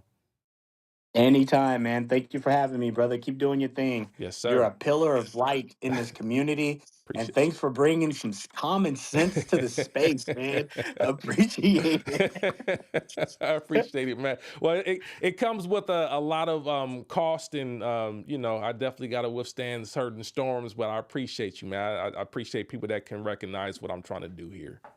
It's all good. That's how you know you're doing something well, man. Good is always met with resistance. It's all good. Wake them up. Ask Jesus. Ask Jesus. Yes, sir. Yeah, man. Anybody else want to come up on stage? Terrence, I see you in here. If you want to come up on stage, man, um, go ahead and raise your hand. I'll bring you up on stage, fam. There it is.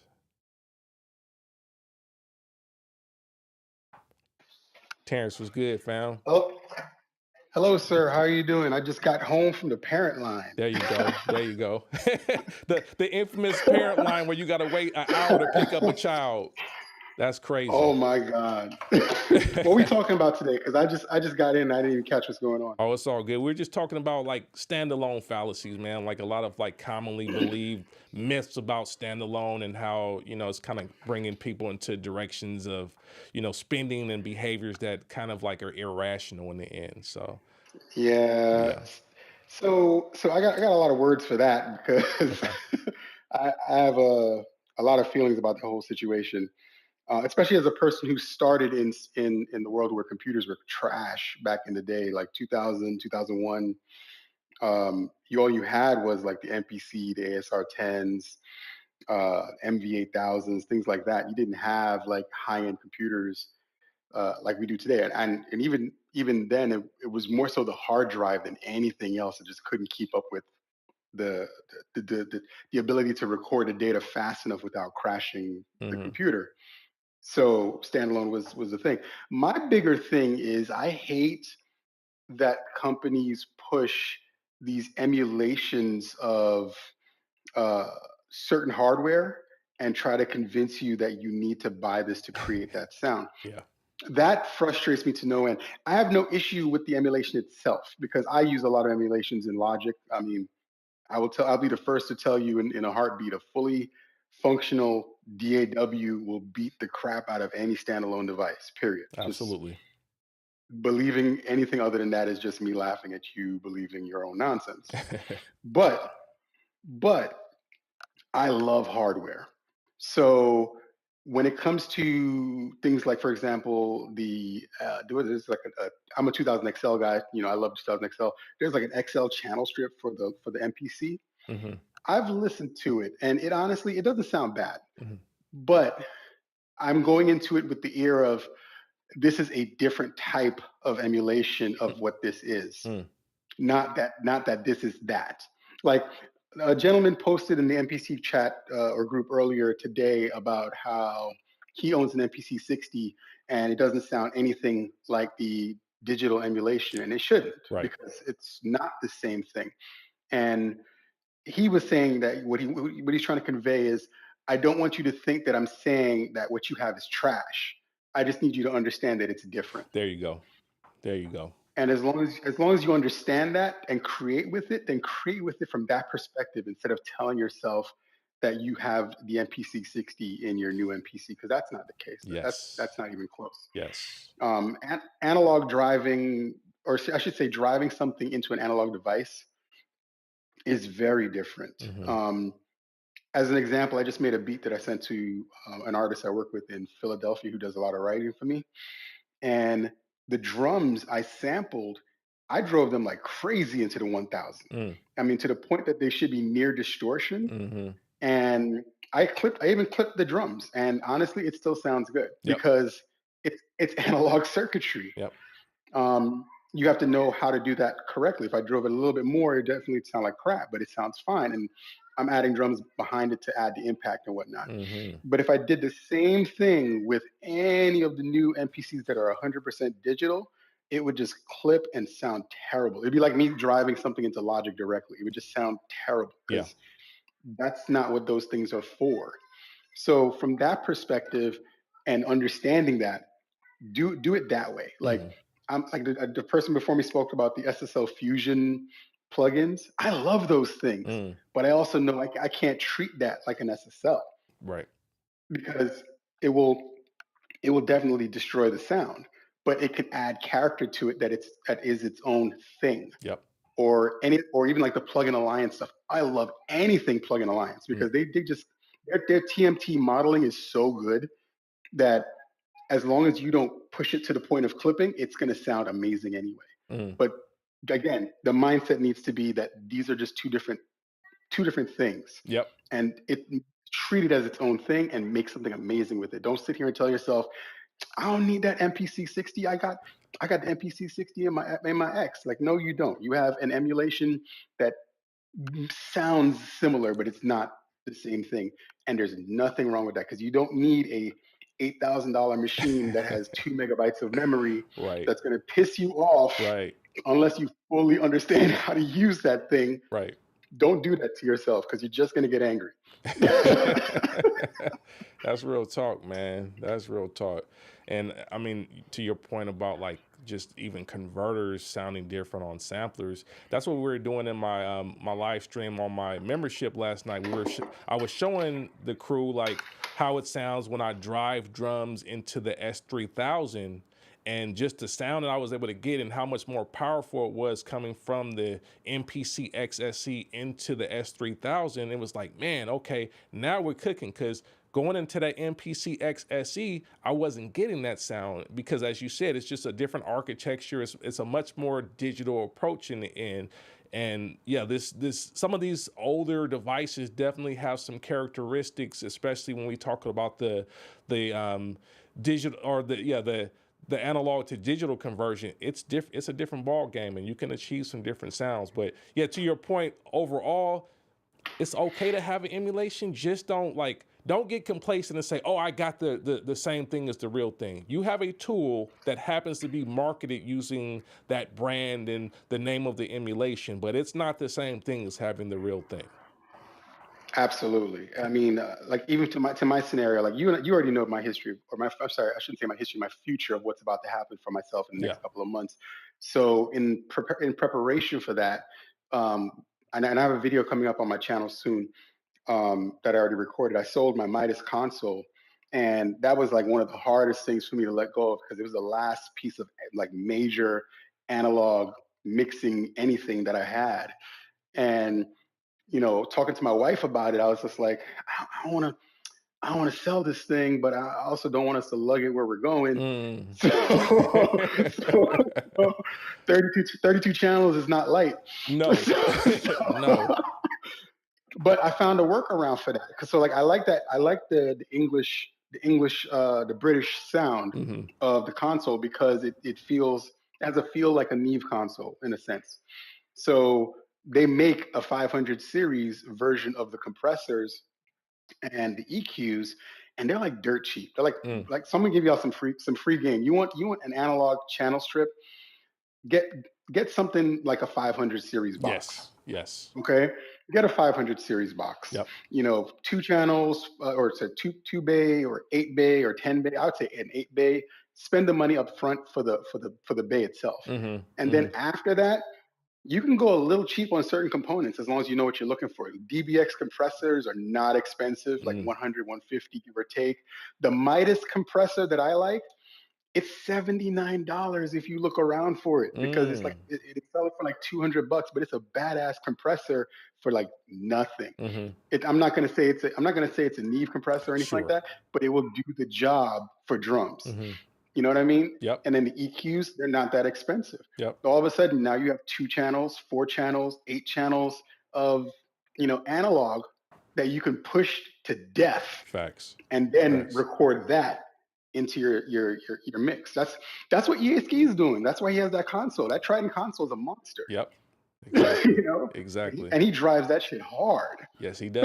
he drives it hard. He does. So That's real just talk, food for man. thought. No, I appreciate that, man. I appreciate you, fam. That's definitely some good advice there. I mean, don't sleep on the 500 series.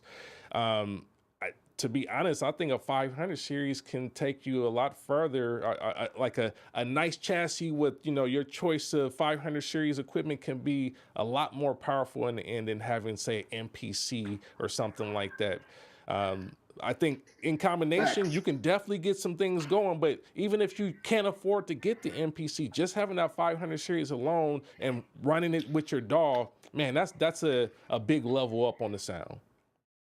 Absolutely, especially if you can't afford like the flagship models. I mean, Yep. the flagship models, the 3000, the 4000, the 5000, the X, like all of those are the flagship models. Anything else is ancillary at that point. Like the 1000, the 2000, 2000 XL, the 2500, they have a good sound. But like I have the 1000 and the 5000, they sound similar, but that 5000 has that knock on it, and I don't even know Yep. I don't know why all the flagship ones are like that. Like the 4000, just you can put a drum in and it just comes out different on the other end. Yep. you Yep. know? So Absolutely. Yep. I don't know what Akai's thinking was, but if you don't have those things, the 500 series will beef up, one of the regular models. The When it comes to the new ones, I'm not well versed on the actual machines themselves outside of what I've seen, what I've heard and Hmm. seen, because I don't own any of them, and I'll admit that. Sure. You can probably talk better about that, but I don't hear a huge difference in all the other models, but I do notice some slight difference with the X. And it might just be my own mind just playing tricks on me, and someone can inform me better, and I will absolutely listen. But I know that tends to be Akai's behavior. The Hmm. flagships get the beast of everything, and everything else just gets the regular stuff. Right. Right. Yeah. I think, and I'll do some more comparisons. I think that they're very similar as far as like the one versus the X. From my experience, they're kind of closer than it has been in the past. For like the flagship tend to have like a certain strong character, and then some of the more smaller younger models or lower models had like a little bit less of that sound, but they still had their own unique sound. I feel like this is an era where they tend to all kind of sound similar, but we'll do some A/B tests so that we can really judge it objectively here. So that's a great topic to explore, and I'm definitely going to do that. But Terrence, man, I appreciate you for joining. I'm gonna bring Tadrick back on stage. He got his hand up. I don't want to keep him down too long, but I appreciate you, fam. Absolutely. Yes, sir. Thank you. Tadrick, what's going on? You still there? Yeah, just one more quick thing. Yeah, I'm still here. I want to see maybe one of these days you can start talking about, or at least like maybe do a live session or video on. I just lost my train of. What's the word? Damn it! I'm just sorry. It's all Lost good. my. You were Trying waiting to think for a of the word. while. It's all good. Take your time. But basically, it's a hybrid set. I have to explain it before I can think of the word. But basically, sending all your outputs. Maybe you got like 6 or 7, 8 buses in Pro Tools. You're Like sending them summing. out to another summing. There you That's it. go. Can you talk about summing? Okay. Yeah. Okay. No, that's a good one. That's a good one. Definitely, I could definitely put that on the list of things to talk about, man. That's a great one. I was already thinking about doing that, so you're right on point, man. Okay. Yeah. Cool. So I just started getting into it. I got a couple mixers. They're not analog. I got like a PreSonus mixer, but I was just trying it out. Using a cheap 8-ad and Mm. my Apollo, but. Just wanted to get your viewpoint on it. I've been watching other videos and whatnot, but definitely want to get your viewpoint on that. Yes, sir. No, great suggestion here, man. I'll definitely do that in the coming weeks and months. So that's definitely was already on the plans, man. So appreciate that. I appreciate it. Yes, sir. Yeah, man. Shamir, if you want to come up, just raise your hand. You're welcome to come up. All you got to do is raise your hand and definitely bring you up on stage. But yeah, fam, I appreciate y'all for there you go. I appreciate y'all that have been talking to your boy and all the folks in the chat, man. Like, y'all keep it cool in the chat, man. But it's all family here. But yeah, you're welcome to share your opinion. Just don't troll. We're not here to troll. We're here to chop it up, man. That's all. All right, Shamir, what's going on with you? Yes, sir. Peace and blessings, Jay Marek. How you doing, brother? I'm blessed, my brother. Peace and blessings to you as well. Peace. I'm glad that I was on kind of on trend already, having um uh fan base already on my phone. Dope. When I went to go, and I was like, all right, I guess this was meant to happen. Yeah. So I know I can't look at the chat and do this all in sync. So I'm just talking at the phone as I build with you. All So good. Me and you, I bro. wanted indeed. So I wanted to just kind of maybe add my two pence or 2 cents into the what equipment I would use to add some thickness and character to my sonics and whatnot. And what I use nowadays is well, I use a Soundcraft board. So I have an analog board. Hmm. It's a GB4 and it's a 32 channel dip. So if I'm in the big boy studio, that I'm running everything through that Mm. before I hit 500 series an R6, which is a Rupert Neve design chassis, Hmm. and preamps, which are the 511s from Rupert Neve. And then I also utilize the Trident 80Bs Hmm. as my extra equalization. If I'm using those, I tend to keep the Soundcrafts everything at 12 o'clock, so that I'm not overdoing it. And then if I want to start sculpting, I'll go back to the Soundcraft to kind of start shaping sounds more with that. But the Tridents tend to have a different quality, as you would expect. It's different circuitry Yeah. than the Soundcraft, right?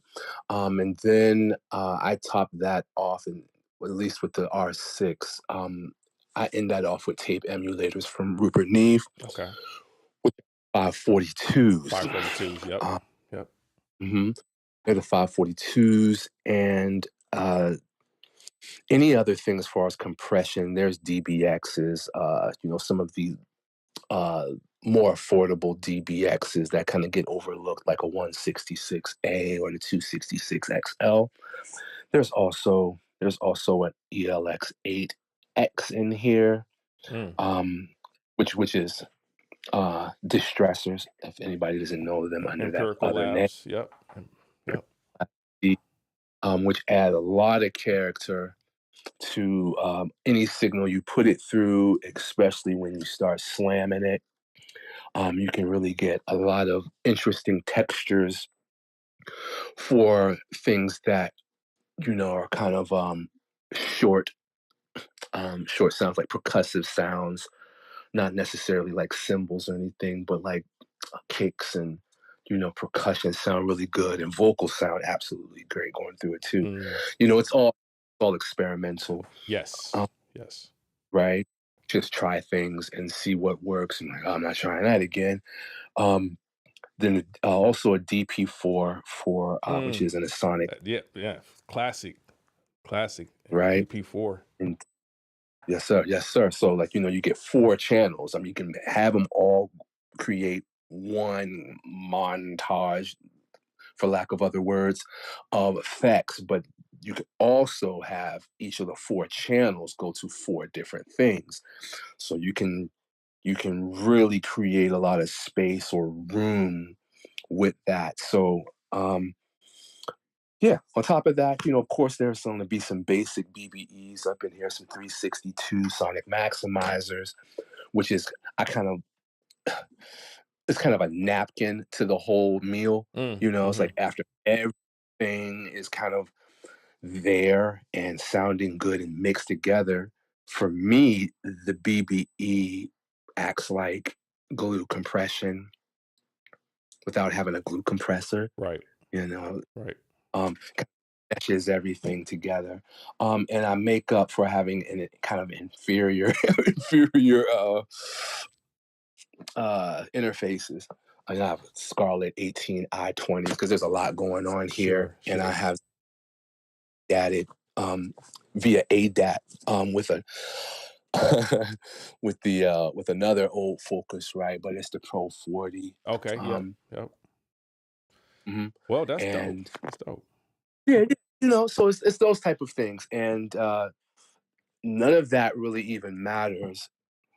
But it's really more about the signal and the quality of the signal that we're getting from the equipment that we have, and that's you know, I could talk ad nauseum about that, but let alone just the the Rossum SP 1200, the Right. 3000, 3000 already got weight to it as it is. Yep. So if you have something like which I just use strictly for MIDI purposes, the MPC 2500, which you know some love it, some hate it. It's a love hate thing. But if I was to take a signal from out of this or something like a 404 MK2 and run that through any of this circuitry, it gives more life to that signal. Mm, mm-hmm. But you didn't bring it into those machines nice and beefy. And I don't know what you're going to really expect. So that signal got to be correct. And you just hope to enhance it with any of the above things that I mentioned to kind of give it more weight so that it can stand out and kind of make your speakers talk a little more. Yes, sir. Yeah. Yes, sir. Man, sound like you got a real dope setup and you really invested in like outboard to really beef up the sound of the MPC. So you're not just relying on the sound coming from the machine. Although you've already stated you want to have a machine that has a good sound coming out of it already. And then that extra stuff that you have would just really be the cherry on top to really glue it together and make it sound like a record in the end. So that's a dope setup, man. Yes, indeed. And for those that are kind of, just using iPads or any kind of, I don't want to say inferior equipment, but any piece of inferior equipment, let's say it's a PO33 or something, right? Sorry, not sorry. But that can get put through the circuitry and then it can be something more that you probably would want it to be Yep. when you do run it. Something like just as simple as preamps, Yep. minus all the compression, all those other things, but just let it hit some circuitry. Can't There. This is sad. So we kind of are in this era where the music is we're looking at the music versus listening to the music, and it becomes obvious when you see everybody getting hype about workflow and Mm-hmm. features Mm-hmm. and not really getting hype about specs on some hardware equipment Yeah. that's going to help really let you sound like the people you might be referencing or a being. Yeah, bro, that's all I got. There it is, man. I appreciate that. That's some good game right there. I appreciate you for coming up and sharing, man. Please make sure you do join this camp inside of fan base, the Ultra Music Production Chat. This is where we're going to be doing the live audio chats when we do our live streams, man. So join the camp, man. And yeah, appreciate you for coming up on stage and sharing. Yes, sir. Thank you for having me. There you go. Keep it banging. Yes, sir. Well, yeah, man. Peace. You know what? We're at this time now. It's about 2 hours in. I gotta call it. Tyrone Sellers, I appreciate you for the super chat, man. Appreciate that. But yeah, we're gonna cut it here. Um, it's been amazing. I think y'all been amazing for the most part. All the engagement, all the debates and the chats and all that stuff. I think it's super dope, man. That's what we do this for. Um, I'm giving my perspective here. Like I said, my perspective is not gospel. My perspective is my perspective based upon the 20 plus years of experience I have within this domain. And I like to share my thoughts and information with the family here. So that's what it's about.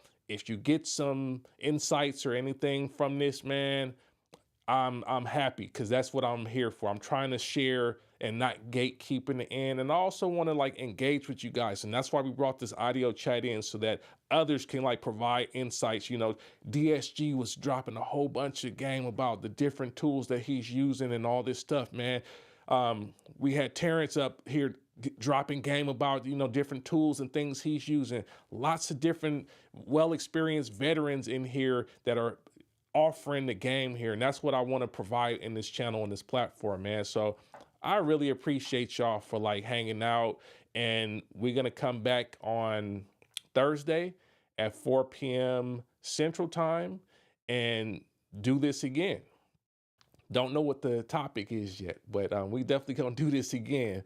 But yeah, man, make sure that y'all, if you haven't subscribed, go ahead and subscribe. If you want to be a part of the discussion, also add the Fanbase app, like download it in the App Store, add this, and then look for the Altruist Music Production chat, and you can join join the camp there and become a member there so that you can continue to communicate with us. And also, man, I have a membership on this. On this membership, we do like some really exclusive stuff. Like last night, I did a track out session from the MPC-X. I was doing some experiments with the S3000 as I was talking about.